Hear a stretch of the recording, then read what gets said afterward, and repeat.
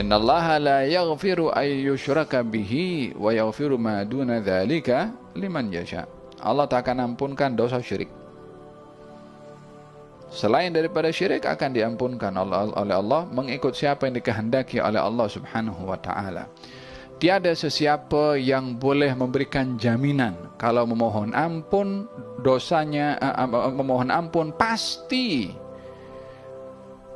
permohonan ampunnya diterima oleh Allah. Yang boleh adalah orang berharap yakin 100% kalau taubatnya diterima.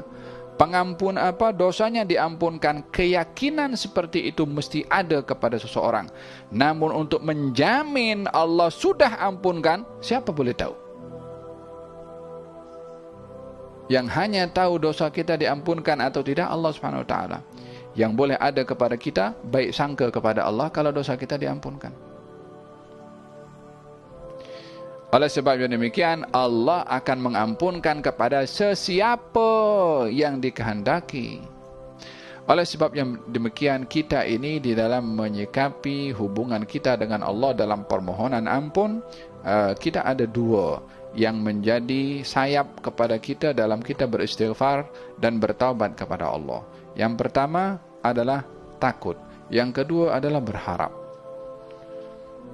Yakni takut, adakah kita punya permohonan ampun diterima oleh Allah atau tidak. Berharap, yakni yakin dengan harapan kita kepada Allah kalau dosa kita diampunkan oleh Allah Subhanahu wa taala. Dengan begitu baru seimbang. Kalau takut saja nanti buruk sangka kepada Allah Subhanahu wa taala, ini dosaku tak diampunkan. Kalau berharap saja, maka seakan-akan dia boleh mendahului Allah Subhanahu wa taala pada apa yang diketahui oleh Allah Subhanahu wa taala, sementara tak ada saya yang mengetahui akan apa yang diketahui oleh Allah kecuali Allah. Dzalika bi annahum kafaru billahi wa rasulih. Mereka tidak diberi ampun kerana mereka kufur kepada Allah dan juga Rasulnya. Di sini ilahnya. Karena mereka kufur, maka mereka tidak diampunkan oleh Allah Subhanahu wa taala.